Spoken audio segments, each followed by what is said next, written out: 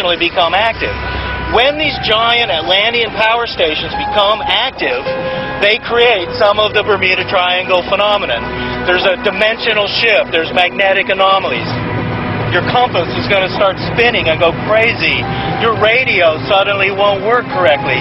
Even as you look out around you, the ocean and everything looks different. 15 feet below us is the famous Bimini Road, the row of rectangular large stones, and the question that's always asked, are they man-made? Could they be linked to the lost city of Atlantis? We're about to go down and find out. All right, I'm good to go. We're good to go? What do you think? We'll just jump off the back and we'll be doing it? Yeah.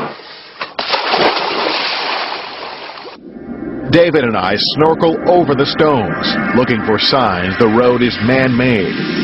Geologists claim the stones are just beach rock, sand that has hardened over hundreds of years. But their placement is oddly symmetrical. While these rocks have been tested by geologists, lab results have been inconclusive.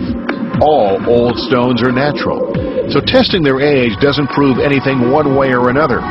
Only tool marks could prove that the road was assembled by man. To get a better look at the stones, David dives deeper. He believes the scientific community is hesitant to believe the truth, because doing so would turn history on its head.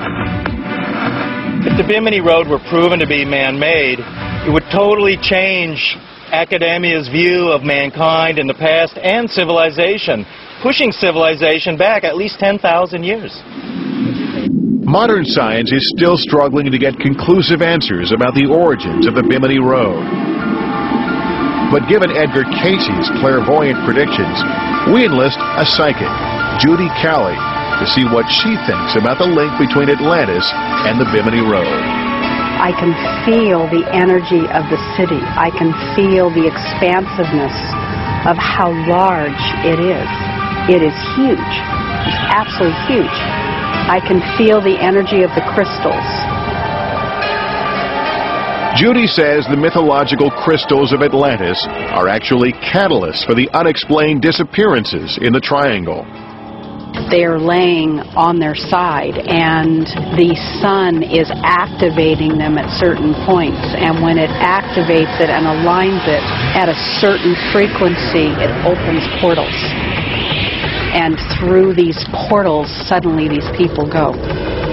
And they're living in another dimension. It's like a frequency away. Locals say that 30 miles east of here is one of these portals, the one they say Flight 19 went through. They claim diving there is spooky. The water is always murky, even when it should be clear. There are these vortex areas around the world that are portals into other dimensions, and one of those appears to be here in the Bahamas. Did Flight 19 go through a vortex? Were they sucked into another dimension? If so, we have no hope for finding the planes. Coming up, one last chance to crack the code of the Bermuda Triangle. Tell David that I'm not going to proceed into a thunderstorm. But the triangle doesn't easily surrender its secrets. The conclusion, the Bermuda Triangle, startling new secrets when we come back.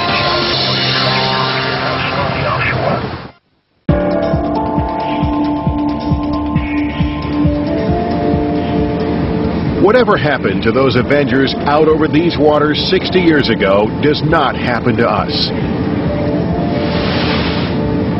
Unlike the pilots who disappeared in December 1945, 2.5 hours after takeoff, pilot Rick Siegfried sees the Florida coast coming into view. We may be close to landing, but we're no closer to answering the nagging questions of what happened in the air that night in 1945.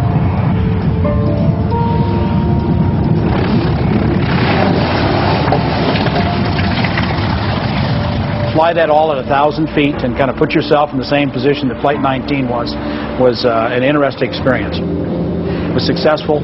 You know, we made the last leg, which unfortunately they never had an opportunity to do that. And what about the theory that Flight 19 crash-landed in Georgia's Okefenokee Swamp? After searching our target area of the swamp, the best space-age technology available could not definitively answer that question.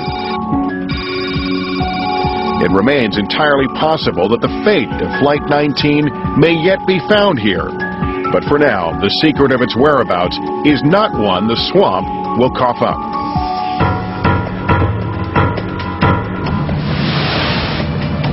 Ultimately, violent weather forces our elite team of scientists to abandon their search for the missing mariner. We don't know how long this cell is going to be here, or whether it's going to be multiple cells coming through. After 6 days on the water, searching 5 square miles of ocean around the last reported coordinates of the Martin Mariner, we found nothing definitive.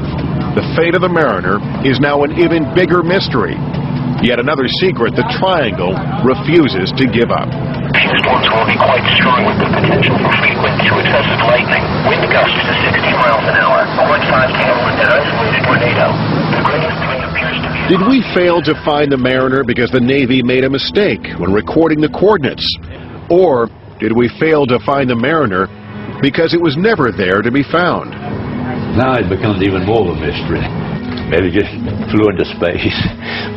For the families of the men who disappeared on that December night 60 years ago, there will be no closure. Just renewed interest in the fate of the handsome young men who stare back at them from old photographs. I wish you could have found something. Then, we'd have known for a fact exactly what happened and what happened to Donald. But now you tell us you found nothing in a 5-mile area, So, where is it? I just don't think that a void opened up and then swallowed them. But what about that strange telegram the Payanessa family received weeks after the disappearance of Flight 19? What else could possibly explain the strange and interlocking web of disappearances in this part of the world? I've heard a lot of theories, but to me it doesn't satisfy my curiosity as what has happened to all of these people and aircraft and ships. Is it possible, as many believe, that unseen and unparalleled powers are at work here? Forces that obliterate matter or teleport man and his most sophisticated machines to other dimensions. There's absolutely something going on in this area. I believe this power that's in the triangle is just as evolutionary as electricity. Once we learn how to harness this energy, we'll be able to travel to different stars. The possibilities are mind-numbing, the potential enormous. But one thing is certain. After bringing to bear the best science available at the dawn of the 21st century, the riddle of the Bermuda Triangle remains what it has always been, a mystery. And if the mystery can be solved, it will likely fall to some future generation to solve it. But for now, all we can do is look at these waters and wonder. I'm Lester Holt.